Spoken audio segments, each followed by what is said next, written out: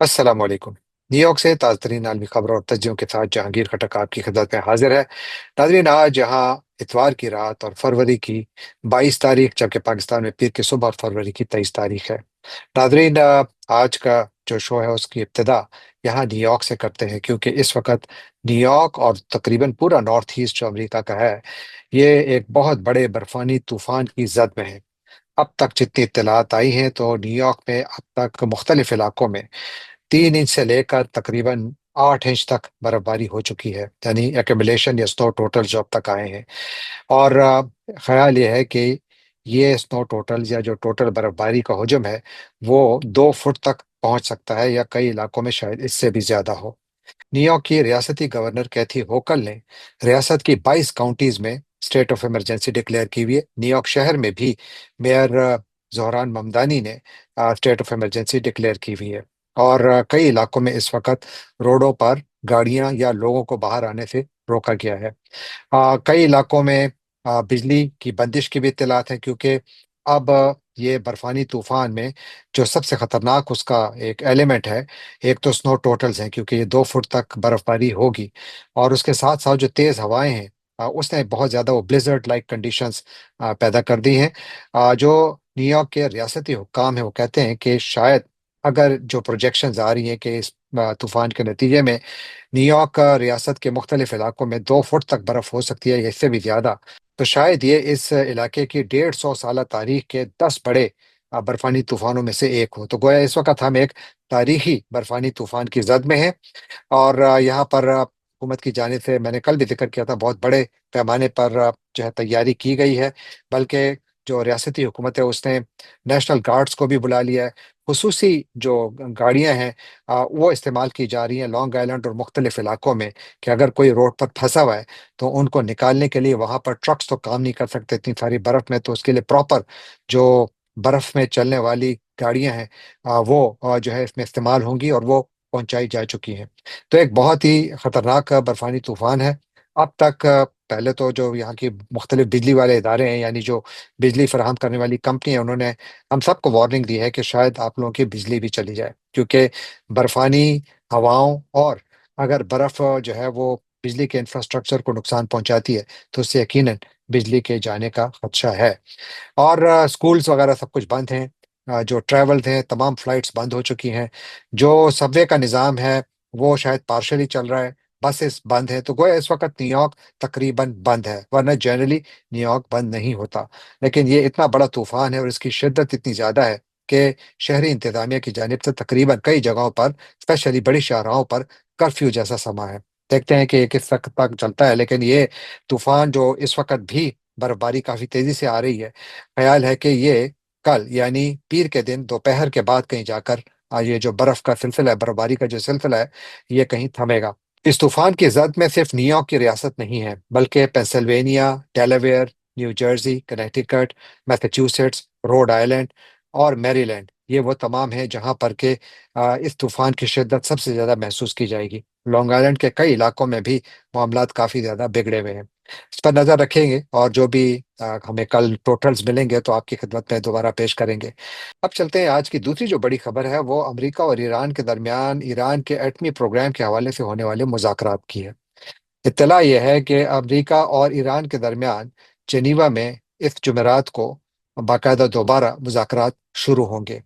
याद रखिए कि अब तक अमेरिका मिडल ईस्ट में अपनी अफवाज का एक काफी बड़ा हिस्सा वहां पहुंचा चुका है। 2 एयरक्राफ्ट कैरियर्स वहां पहुंच चुके हैं और वो बिल्कुल तैयार हैं ईरान पर हमलों के लिए। तो मामलात काफी बिगड़े हुए हैं। लेकिन इसी दौरान जो ओमान के फॉरेन मिनिस्टर हैं, सैयद बदर बिन हमाद बिन हमूद अबू सईदी, उन्होंने आज एक ऐलान ये किया कि मुझे बड़ी खुशी है कि मुज़ाकरात दोबारा शुरू हो रहे हैं और ये जेनीवा में होंगे। और इसमें साल्फी का किरदार वो ओमान अदा कर रहा है, जो शुरू से करता चला आ रहा है। और दूसरी जानब जो ईरान के वजीर खारजा हैं अब्बास अरागची, वो भी कहते हैं कि हमने एक प्रपोजल तैयार की हुई है, जो कि हम शायद इस जो आइंदा जो राउंड होने वाला है मुज़ाकरात का, उसमें अमरीका को पेश करें। और इत्तलात यही हैं कि ईरान की जानिब से इस उम्मीद का इजहार किया जा रहा है कि शायद उनकी प्रपोजल्स के नतीजे में जो इस वक्त एक बहुत बड़ा एक जंगी माहौल बना हुआ है, वो शायद डिफ्यूज हो जाए। کیا ایسا ہوگا؟ فی الحال تو اس کا امکان مجھے زیادہ نظر نہیں آ رہا۔ اب دیکھتے ہیں کہ ایران کیا پروپوزل سامنے لاتا ہے، اور اس کے بعد ہی پھر معاملات آگے بڑھیں گے۔ اور پھر ساتھ معاملات پاکستان اور افغانستان کے درمیان کافی بگڑے ہوئے ہیں، جیسا کل ذکر کیا میں نے کہ پاکستان نے افغانستان پر بمباری کی۔ پہلے اطلاعات یہ تھیں کہ پاکستان نے افغانستان کے دو صوبوں یعنی پکتیکا اور ننگرہار کے مختلف علاقوں کو نشانہ بنایا، وہاں پر 7 مبینہ دہشت گردوں کے ٹھکانوں کو انہوں نے نشانہ بنایا، جس میں کہ درجنوں افراد کے جاں بحق ہونے کی اطلاعات ہیں۔ پاکستان کی جانب سے آج پاکستانی اخبارات کی شہ سرخیوں میں ہے کہ پاکستان کا کہنا ہے کہ ان حملوں میں، جو کہ پاکستان کا کہنا ہے کہ انٹیلیجنس بیسڈ آپریشن تھے یہ بھی، اور اس میں کہتے ہیں کہ 80 جو ایسے افراد تھے جو کہ پاکستان کے خلاف لڑ رہے ہیں، جو کہ ملیٹنٹ تھے یا دہشت گرد تھے، وہ اس میں نشانہ بنے۔ یہ وہ دعویٰ ہے جو پاکستان کی جانب سے کیا جا رہا ہے، جبکہ افغانستان کی جانب سے اس کے برعکس نہ صرف دعویٰ کیا جا رہا ہے بلکہ وہاں سے اب ویڈیوز بھی آ رہی ہیں ان جنازوں کی کہ جو اس بمباری کے نتیجے میں اٹھائے گئے۔ ایک خاندان کے تقریباً 18 افراد بیچ میں جو ہے وہ شہید ہوئے، انہوں نے اپنی جان گنوائی، اور وہاں کے مقامی لوگ اور ان کے خاندانوں کا کہنا یہ ہے کہ یہ لوگ تو عام لوگ تھے، ان کا کسی گروہ سے کوئی تعلق نہیں تھا۔ حقیقت جو بھی ہو، اس کے نتیجے میں پاکستان اور افغانستان کے درمیان تعلقات بہت زیادہ بگڑ گئے ہیں، اور اب دو قسم کے بیانیے سامنے آ رہے ہیں۔ ایک یہ کہ افغان طالبان یہ وعدہ کر رہے ہیں کہ ہم پاکستان کو اس کا جواب دیں گے، اور ہم جواب ایسا دیں گے کہ جس میں ہم اب پاکستان کی سیکیورٹی فورسز کو نشانہ بنائیں گے، ہم سویلینز کو نشانہ نہیں بنائیں گے۔ یہ اعلان افغان حکومت کے ترجمان ذبیح اللہ مجاہد نے کیا ہے۔ وہ کہتے ہیں کہ ہم پاکستان کے برعکس، جس نے کہ سویلینز کو نشانہ بنایا، ہم پاکستانی فورسز کو نشانہ بنائیں گے۔ جبکہ پاکستانی جو ہماری ڈیپ اسٹیٹ جبکہ پاکستانی اسٹیبلشمنٹ کے قریب سمجھے جانے والے ابصار عالم، جو ایک صحافی ہیں، ان کا آج میں ایک شو سن رہا تھا جہاں پر وہ کہہ رہے ہیں، اور وہ پاکستان کے سیکیورٹی فورسز کو کوٹ کرتے ہوئے کہہ رہے ہیں کہ پاکستان کی جانب سے یہ آپریشن مکمل نہیں ہوا۔ ابصار عالم کا کہنا ہے کہ پاکستان کے سیکیورٹی ذرائع نے ان کو بتایا کہ پاکستانی حکومت اور ریاستی اداروں نے فیصلہ کیا ہے کہ بمباری کا سلسلہ افغانستان بھر میں پھیلایا جائے گا، اور ہر اس جگہ کو نشانہ بنایا جائے گا جہاں پر پاکستان کے پاس اطلاعات ہیں کہ یہاں پر مبینہ دہشت گردوں کے ٹھکانے ہیں۔ پاکستان کی جانب سے افغانستان پر یہ الزام پہلا نہیں ہے۔ پاکستان نے یہ الزام افغان حکومت کے ساتھ بھی کئی مرتبہ اٹھایا، اقوام متحدہ میں بھی اٹھایا، اور جو پاکستان کی جانب سے جتنے بھی بیانیہ آج تک سامنے آیا ہے، اس میں پاکستان نے افغانستان سے صرف ایک ہی ڈیمانڈ کی ہے اور ایک ہی گلا رہا ہے کہ آپ کی سرزمین پر دہشت گرد ہیں جو ہمارے سیویلینز اور ہمارے سیکورٹی فورسز کو نشانہ بنا رہے ہیں، آپ ان کو روکیں، اور اگر آپ نہیں روکیں گے تو پھر ہمیں کچھ کرنا ہوگا۔ اور یہ ہمیں کچھ کرنا ہوگا والا حصہ جو ہے، اب لگتا ہے کہ اس پر عمل ہو رہا ہے۔ کل بھی میں نے ایک بہت بڑا سوال اٹھایا تھا، اور آج بھی میں ایک بہت بڑا سوال اٹھاؤں گا۔ سوال ایک ہی ہے کہ کیا پاکستان کی جانب سے جو کارروائیاں ہیں، اور اب بقول ابصار عالم ان کارروائیوں کا سلسلہ مزید بڑھایا جائے گا یا بڑھائے جانے کا امکان ہے؟ کیا اس کے نتیجے میں پاکستان محفوظ ہو جائے گا؟ کیا اس کے نتیجے میں پاکستان میں دہشت گردی کے واقعات ختم ہو جائیں گے؟ کیا اس کے نتیجے میں پاکستان اور افغانستان کے تعلقات بالکل ٹھیک ہو جائیں گے؟ اور کیا اس کے نتیجے میں دونوں ملکوں میں ترقی کا وہ عمل جو کہ ان دونوں ملکوں کے جو عوام ہیں ان کا حق ہے، وہ رکے گا یا آگے بڑھے گا؟ یہ تمام وہ سوالات ہیں جن کا جواب دیوار پر لکھا ہے، اور وہ یہ کہ نہ تو بمباری سے امن آئے گا، نہ آپریشن سے اس طریقے سے امن آئے گا جس طریقے سے اس وقت کیا جا رہا ہے، کیونکہ اس سے دونوں طرف دشمنیاں بڑھ رہی ہیں، معاملات بگڑ رہے ہیں، اس طرف جا رہے ہیں کہ جہاں پر ٹیٹ فار ٹیٹ والے معاملات کی طرف جائیں گے۔ اگر طالبان پاکستان کو جواب دیتے ہیں، جس کا امکان میرے خیال میں ہے کہ وہ پاکستان پر جو ہے جواب دیں گے، پاکستان کی جو سیکورٹی فورسز ہیں جس طرح کہ ذبیح اللہ مجاہد کہہ رہے ہیں ان کو نشانہ بنائیں گے، میرا نہیں خیال کہ کوئی بہت بڑے پیمانے پر بنائیں گے، شاید یہ زیادہ کیلیبریٹڈ جواب ہوگا، یعنی پاکستان نے جس طرح نشانہ بنایا ہے ننگرہار، خوست اور پکتیکا میں، تو اسی طرح افغانستان کی جو افواج ہیں وہ بھی پاکستان کو اور پاکستان کی سیکورٹی فورسز کو اسی قسم کے مقامات پر مختلف جگہوں پر نشانہ بنا سکتی ہیں۔ اور اگر پاکستان کو نشانہ بنایا جاتا ہے تو کیا پاکستان خاموش رہے گا؟ میرا یہ خیال ہے کہ پاکستان خاموش نہیں رہے گا، بلکہ جس طرح ابصار عالم کہہ رہے ہیں، شاید اس کے نتیجے میں پاکستان اپنے آپریشنز مزید بڑھائے، اور اس سے ہوگا یہ کہ یہاں پر انسٹیبلٹی مزید بڑھے گی، افغانستان میں بھی انسٹیبلٹی بڑھے گی، پاکستان میں تو انسٹیبلٹی پہلے سے موجود ہے، اور پاکستان کے اندر بھی بہت سارے سوالات اٹھائے جا رہے ہیں کہ بار بار ہمارے انٹیلیجنس فیلیئرز کیوں ہو رہے ہیں؟ کیا وجہ ہے کہ بار بار یعنی ہمیں یہ بھی بعض اوقات بتایا جاتا ہے کہ جی ہم نے 100 حملے روک لیے، ایک جو ہے وہ بیچ میں نکل گیا، اور یہ بات حقیقت بھی ہے کہ ایسے اس امکان کو مسترد نہیں کیا جا سکتا۔ لیکن پھر اس سے بڑا سوال تو یہ بنتا ہے کہ ایک علاقے میں اگر ہزاروں کی تعداد میں انٹیلیجنس بیسڈ آپریشنز ہوتے ہوں، تو وہاں پر کس طرح یہ ممکن ہے کہ اتنے سارے دہشت گرد اتنی آسانی سے ہمارے آفیسرز، جوانوں اور سویلینز کو شہید کرتے ہیں؟ یہ بھی ایک بہت بڑا سوال ہے۔ تو میرا خیال ہے کہ ہماری جو انٹیلیجنس کمیونٹی ہے وچ ہیز بین اسٹریچ تھن، یعنی ان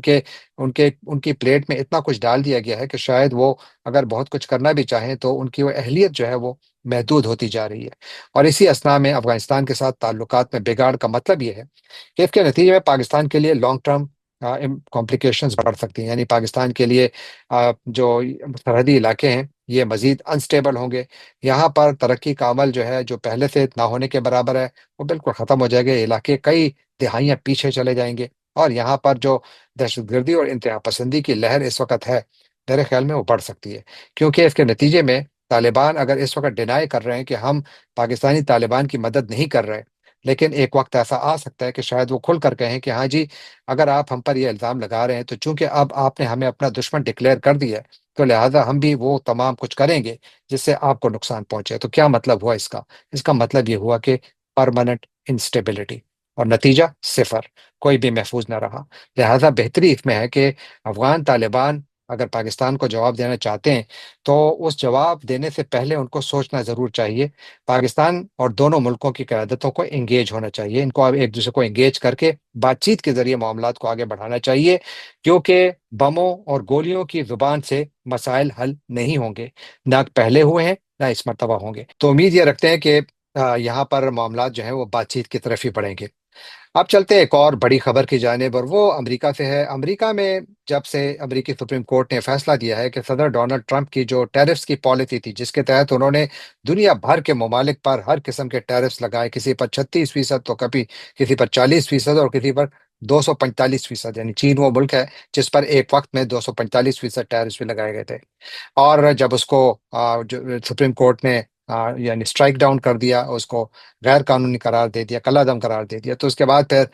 ڈونلڈ ٹرمپ نے اعلان کیا کہ وہ پوری دنیا پر 15% ٹیرفز لگا رہے ہیں، اور ان پر 24 تاریخ سے یعنی اگلے 2 دنوں میں یا ایک دن میں عمل درآمد شروع ہو جائے گا۔ لیکن اس پوری صورتحال نے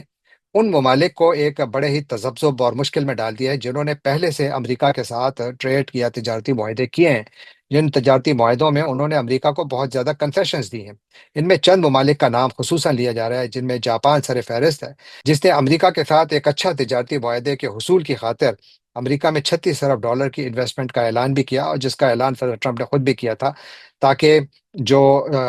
جاپان کے اوپر ٹیرفز لگائے گئے ہیں وہ کم ہو اور فائدہ دونوں طرف ہو۔ جب یہ تجارتی معاہدے ہو رہے تھے اس وقت جب ہائی ٹیرفز لگے ہوئے تھے اور جو عدالتی فیصلہ نہیں تھا، تو اس وقت یہ تمام ممالک جن میں ساؤتھ کوریا، جاپان، ویتنام اور دوسرے ممالک شامل ہیں، انہوں نے اس وقت بہت جلدی میں امریکہ کے ساتھ اپنے معاہدے طے کیے، جس میں کہ انہوں نے امریکی مصنوعات کو زیادہ مارکیٹ ایکسس دی، اور جو امریکہ کی تجارتی پالیسیز ہیں ان کے ساتھ بالعموم اپنے آپ کو یا اپنی پالیسیز کو الائن کیا، یا ان کے ساتھ زیادہ مطابقت میں رہے۔ لیکن امریکہ کو دی جانے والی جب یہ برات کی خبریں ہر طرف آئیں تو ان ممالک میں ان کا بڑا شدید رد عمل بھی آیا۔ اسپیشلی میں ذکر کروں گا جاپان، ساؤتھ کوریا اور تائیوان، جن کے اوپر اب 15% ٹیرفز ہیں، اور ساتھ ہی انڈونیشیا، ملیشیا، کمبوڈیا، ویتنام، انہوں نے بھی امریکہ کو بہت زیادہ مراعات دی۔ ان میں ان کی جانب سے اعلان کیا گیا کہ وہ امریکہ میں انویسٹمنٹ بھی کریں گے، لیکن اب وہاں پر یہ سوچا جا رہا ہے کہ شاید ہم نے زیادہ جلدی کر دی۔ فائدے میں 3 4 ممالک رہے، مثلاً بھارت کا کہنا ہے کہ وہ فی الحال یعنی اس کے اوپر تھوڑا وہ ڈیلے کریں گے، کیونکہ وہ چاہتے ہیں کہ معاملات ذرا کلیئرٹی آئے، اس کے بعد پھر ہم اپنی ڈیل کو مکمل کریں گے۔ لیکن ڈیل ان کی تقریباً تیار ہے، بلکہ فائنلائز ہو چکی ہے، لیکن شاید اس کی امپلیمنٹیشن میں بھارت کی جانب سے اب سوالات اٹھائے جائیں گے۔ اور اس طرح جاپان، جس نے کہ امریکہ میں بالعموم $550 ارب کی فائنینسنگ کی کمٹمنٹ کی ہے، اور ساؤتھ کوریا نے $350 ارب کی انویسٹمنٹ کی کمٹمنٹ کی ہے، تائیوان نے $250 ارب کی انویسٹمنٹ کی کمٹمنٹ کی ہے۔ اب ان تمام ممالک میں سوال یہ پوچھا جا رہا ہے کہ آپ لوگوں نے اتنی جلدی کیوں کی؟ کیونکہ آپ نے اس وقت اپنے آپ کو ٹیرف سے بچانے کے لیے کوئی انتظار نہیں کیا، جبکہ چین، جس نے کہ انتظار کیا، بہت سارے لوگوں کا خیال ہے کہ چین اب زیادہ اچھی پوزیشن میں ہے، اور وہ امریکہ کو اب زیادہ ٹف ٹائم بھی دے سکتا ہے، کیونکہ سر ٹرمپ کی جو وہ اہلیت تھی ٹیرفز کے حوالے سے جو پہلے تھی اس فیصلے سے پہلے، اس میں اب کمزوری پڑ گئی ہے، تو لہٰذا ان ممالک کو اب زیادہ ایج حاصل ہے کہ وہ زیادہ فیوریبل ٹرمز پر اپنے ایگریمنٹس امریکہ کے ساتھ کر سکتے ہیں یا ری نیگوشیٹ کر سکتے ہیں۔ کیا باقی ممالک اس کے لیے تیار ہوں گے کہ وہ ری نیگوشیٹ کریں، جن میں پاکستان بھی شامل ہے؟ پاکستان کی مصنوعات کے اوپر امریکی جو ٹیرفس کی شرح ہے وہ اس وقت 19% ہے، لیکن اس عدالتی فیصلے کے بعد وہ شرح 15% ہو جائے گی، تو گویا پاکستان کو اس میں فائدہ رہا۔ ویسے بھی پاکستان کی امریکہ کے ساتھ تجارت اتنی محدود ہے کہ میرا نہیں خیال کہ اس کا کوئی بہت بڑا اثر ہونا تھا، لیکن بھارت اور چین کے لیے یقیناً اس میں مجھے فائدہ نظر آ رہا ہے۔ آخر میں تھوڑا ذکر بھارت کا جو ان کا ایک نیشنل پروگرام ہے، جس کے تحت انہوں نے تیجاس لائٹ فائٹر جیٹ بنائے، اور وہ یعنی 70 کی دہائی سے اس پر کام شروع ہے، کئی دہائیوں سے اس پر کام ہو رہا ہے، ارب ڈالر کی اس میں انویسٹمنٹ ہوئی ہے، لیکن اب بھارتی میڈیا یہ رپورٹ کر رہا ہے کہ اس ماہ کے شروع میں ایک تیجاس اور بھی کریش ہوا ہے۔ اس میں جو پائلٹ تھے وہ لینڈنگ کے دوران اس کے اندر کوئی ٹیکنیکل خرابی آئی، جس میں کہ وہ جہاز کو کافی نقصان پہنچا، اور پائلٹ نے سیفلی جیٹ کیا لیکن وہ زخمی ہوا اس میں۔ تو یہ ایک اور بڑا واقعہ ہے، اور اس کے بعد اب سوالات یہ اٹھائے جا رہے ہیں کہ اس تیجاس جو جہاز کا جو پروگرام ہے، اس کا فیوچر کیا ہے، کیونکہ اس وقت تک بھارتی فضائیہ کے پاس تقریباً 34 تیجاس ہیں جو کہ وہ اس کے زیر استعمال ہیں، ان میں سے اب تک 2 کریش ہو چکے ہیں، جبکہ باقی کے سیفٹی کے کنسرنز بہت زیادہ ہیں۔ حالیہ دنوں میں اس جہاز کے جو سیفٹی سٹینڈرڈز ہیں اس کا کچھ جائزہ بھی لیا گیا تھا، جو کچھ آڈٹس ہوئے تھے اس کے، ان میں بتایا گیا تھا کہ اس کے اندر 53 میجر ڈیفیشنسیز ہیں، اور اسی لیے اب سوال یہ اٹھایا جا رہا ہے کہ کیا اس پروگرام کو جاری رکھنے کی ضرورت ہے۔ بہت سارے لوگ یہ سوال اٹھا رہے ہیں بھارت کے اندر کہ اتنی بڑی انویسٹمنٹ کے بعد یہ جہاز کیوں اپنی اڑان نہیں بھر پا رہا۔ اس کی ایک وجہ اور بھی ہے کہ بھارت نے جو ریلائنس ہے اس جہاز کے اندر بھی بنیادی طور پر انجن جو ہے وہ امریکی ہے، اور اس کی ڈیلیوری میں کوئی 2 سال کا ڈیلے آیا۔ اسی طرح جو اس کے ایویونکس ہیں ان کا ایک بڑا حصہ اسرائیل سے آ رہا ہے، اور وہ کہتے ہیں کہ اس کی جو الائنمنٹ ہے ان کے سسٹم کے ساتھ، اس میں مسائل آ رہے ہیں۔ تو گویا یہ جہاز اپنی اڑان تو بھر چکا ہے، بلکہ کئی سال پہلے بھر چکا ہے، لیکن اس کے مسائل میں کمی کے بجائے اضافہ ہو رہا ہے، اور بھارتی ایئر فورس کا اپنا جو اس کے اندر ٹرسٹ ہے، کانفیڈنس ہے، وہ کم ہو رہا ہے۔ اور اسی لیے اب خبریں یہ آ رہی ہیں کہ بھارت فرانس کی طرف دیکھ رہا ہے۔ فرانس نے کچھ سال پہلے جرمنی اور اسپین کے ساتھ مل کر ایک جہاز کو ڈیولپ کرنے کا پروگرام بنایا تھا، جس کا نام تھا فیوچر کامبیٹ ایئر سسٹم۔ یہ ایک future combat air system program تھا، جس میں کہ 6 جنریشن فائٹر کو ڈیولپ کرنا تھا۔ یہ 2017 میں بنیادی طور پر اس پر کام شروع ہوا تھا، لیکن اس کے بعد فرانس، جرمنی اور اسپین کے درمیان جو کاسٹ اور رسپانسبلٹیز کے اوپر کافی زیادہ اختلافات آئے، اور یہ جو پروگرام تھا یہ تقریباً بیٹھ گیا۔ اب بھارت نے فرانس سے رجوع کیا ہے کہ وہ اس پروگرام میں شامل ہونا چاہتا ہے، اور فرانس کے ساتھ مل کر وہ 6 جنریشن فائٹر جیٹ کو ڈیولپ کرنا چاہتا ہے۔ اور اس سلسلے میں اطلاعات یہی ہیں کہ شاید انیشیل جو کانٹیکٹس ہیں وہ ہوئے ہیں، لیکن یہ نہیں معلوم کہ کیا فرانس اس کے لیے تیار ہوگا، یا اگر تیار ہوگا تو اس کا روڈ میپ کیا ہوگا، کتنی دیر میں یا کتنے عرصے میں اس قسم کا جہاز تیار ہوگا، کتنے عرصے میں وہ سروس میں آئے گا، کیونکہ اس قسم کے پروجیکٹس پر دہائیوں تک کام چلتا ہے۔ لیکن شاید بھارت دہائیوں تک انتظار نہیں کرے گا، کیونکہ رافیل جو بھارت نے خریدے ہیں فرانس سے، تو اس سلسلے میں بھارت اور فرانس کے درمیان اس بات پر تو معاہدہ ہو چکا ہے کہ 114 طیارے جو کہ بھارت خرید رہا ہے اور اس کے لیے ڈیل فائنل ہو گئی ہے، اس میں سے 96 یا 96 طیارے جو ہیں وہ بھارت کی ایک ایئروناٹیکل فیکٹری ہے ناگپور میں، وہاں پر یہ بنائے جائیں گے، جبکہ باقی جو بقیہ ماندہ طیارے ہیں ان کو اڑا کر فرانس سے بھارت لایا جائے گا، یعنی وہ تیار حالت پہ آئیں گے۔ اور اس پہ ان کی نظر اس لیے بھی ہے کہ اس سے بھی بھارت کی جو اوور آل ایروسپیس اور ایئروناٹیکل جو ان کی کیپیبلٹی ہے، اس کو اس سے کافی فائدہ ہو سکتا ہے، اور ان کو جو فیوچر میں جو اپنے جہاز ڈیولپ کرنے کا ان کا پروگرام ہے، اسپیشلی جو خود کفالت کی طرف وہ بڑھنا چاہتے ہیں، تو اس میں ان کو مدد مل سکتی ہے۔ کتنی مدد مل سکتی ہے یہ بالکل واضح نہیں، کیونکہ بھارت سے ہمیشہ ایک غلطی ہوتی رہی ہے کہ وہ ایک نہیں دسیوں ٹیکنالوجیز کو اپنانا ایک ساتھ چاہتا ہے، اور اس کے بعد پھر ہمیشہ مسئلہ انٹیگریشن کا آتا ہے۔ یہی ہم نے رافیل میں دیکھا، اور یہی ہمیں تیجاس میں بھی نظر آ رہا ہے۔ جانے سے پہلے آپ سے ایک مرتبہ پھر درخواست کہ آپ ہمارے چینل کو سبسکرائب کیجیے، لائک کیجیے، شیئر کیجیے، کامنٹ کیجیے، اور بیل آئیکن کو کلک کرنا نہ بھولیے گا۔ آپ کا بہت بہت شکریہ۔